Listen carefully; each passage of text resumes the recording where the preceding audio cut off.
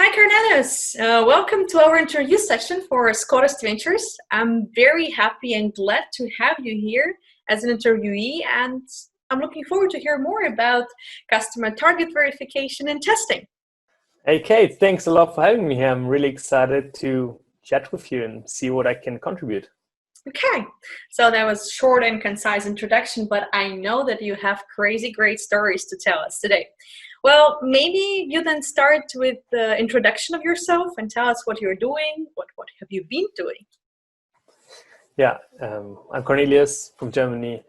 I'm 30 years old now, and I've been a bit all over the place the last couple of years. I started an internship in Thailand, got stuck there, and then moved to Uber in Germany, launched Uber in Germany, was moved to Russia there, not first to South Africa actually, and then Russia, and then Africa all over the place, which was a lot of expansion into new and crazy markets. And when I was in Thailand before, I thought Thailand is poor, but you don't know what poor is if you've not been to Africa. And it was very interesting there because we had to face issues that we've never seen before. Like people not having credit cards, people not even having money, people Uber drivers needing to get the cash before they can finish a ride, so they have to buy gas, kind of stuff. And after that, it worked quite well. I was sent to Russia to sell Uber's business to Yandex, which was a pretty intense operation because Yandex was beating our asses. And we fought really tough with them and managed to double our market share in 6 months and then sell it to them, which was quite nice because I was dealing with competition and basically spending all of our money. And so I can proudly say my work cost Yandex a couple $100 million. So thank you, Yandex. Got me a nice bonus too. So I had a great time in Russia. Afterwards, I had a couple of months travel with my wife and then worked at a med tech company in Germany, scaled sales there and the operations, and then raised $7 million for a company that didn't have any revenue, which was quite nice. And realized that's not a place where I want to be long term, and then went on to consult a bit or work in Saudi Arabia for Rocket Internet. Did a turnaround there and fundraising for an e-commerce player and business development and launch for a ride-sharing player. And after that, I went back to Germany and started some angel investing and consulting startups on scaling and avoiding the mistakes that I've done or I've seen across time. And then I was asked by an entrepreneur I was working with to launch a company together, which we did end of last year, where we are helping companies do something good for the climate and save money at the same time. So we make them more profitable while making them a bit greener, and it's been doing quite well. Mm-hmm.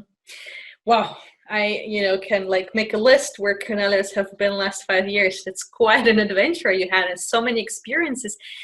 Since we're doing this interview for the Russian educational program, can you share some memory or a story that completely shocked you or surprised you in Russia?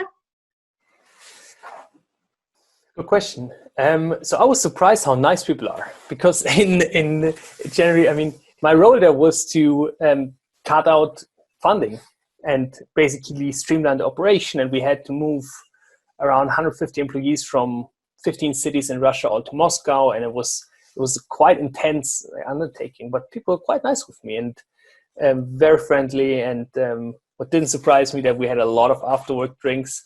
And it was nice. I really liked it. I enjoyed it greatly. I had my wife visit me as often as possible, and I can highly recommend Russia to people, which is really, it's unfairly portrayed in Western media. And I love Moscow. It's an insane city.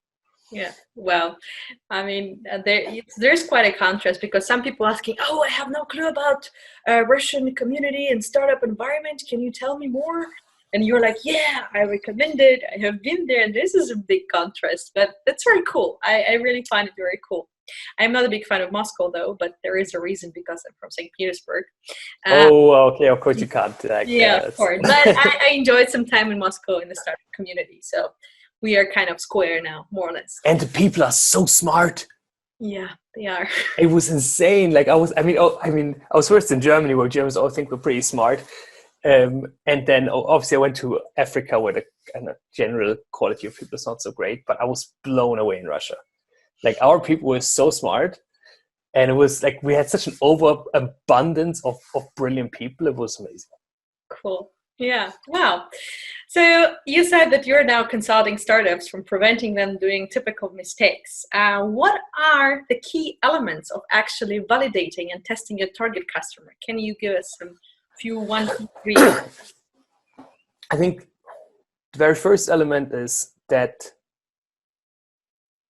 or one very key thing in general in startups is that you need to build something that people actually want, and you need to build it for a target group. So I think that is a mistake I've seen often, and we've also done a little bit, that we didn't have a clear customer group in mind. We didn't have a person that would actually love our product in mind. So we started building something that nobody actually needs. And so I think the key thing is having a very clear group of people, and second, a very key, like, direct need that these people are having. And then you start building something, and not just build something because you think it's a cool idea. But I mean, first of all, we generate in a bubble in wherever we are. And then we would just build something that in the end nobody needs. And we have to kind of create a market for something, which works if you create an iPhone, but most of us don't create iPhones. And then we just create something that nobody needs. And then the whole business is basically a waste of time. I mean, you learn something, but it could be less of a waste of time. Mm-hmm. And you said you almost did it a little bit. Can you tell us a little bit more from your personal experience? What type of elements that you missed in your startup work? So basically, just from a very personal experience, I mean, from the startups I've worked with, there's literally half of them had some kind of this issue, because you have brilliant engineers who create something really, really cool, and then you realize nobody actually needs it because it doesn't really create value. So kind of what is the monetary in dollar value that I create? So we've been kind of focusing on trying to only support startups that are doing that. Kind of what is the per customer monetary value that you create for this person, which is then in the end your margin that you will have per customer, which is kind of, I think, the most important metric for businesses that I look at, because it just makes more fun if you can make $5,000 of a customer versus €3, like some businesses do. So what failure we had was that the entrepreneur that came to me with the proposal, we were working very well together. We had a great time, and so restructuring one of his businesses, or helping him restructure it. And he was like, man, I have this great idea. And I talked to a bunch of tax advisors who really liked it. And let's make this kind of eco balance sheet analysis. Like you basically you see what kind of ecological impact a business has. And I'm quite into environmental stuff. So, he spoke to a bunch of people, and he was like, okay, awesome. Let's do this. Everyone needs this. And then luckily I have my wife, who is a design thinker and not as excited about things as me all the time. And so our initial thing was, okay, everyone needs this eco thing. And the critical mistake was that we made this kind of this decision, or had this conclusion out of a bubble. Like our bubble was this guy who's super eco, and his buddies, who all, half of them are kind of his suppliers in some shape or form, who are all sucking up to him and would not tell him to fuck off and do something different. So we had a big bias in our initial analysis. And so my wife was like, she doesn't believe it. And then we started interviewing tons of people across all kind of areas. Well, first we also interviewed the wrong people, and then we found out later maybe we should broaden our scope. And that really helped us define the product and then create a much bigger value proposition.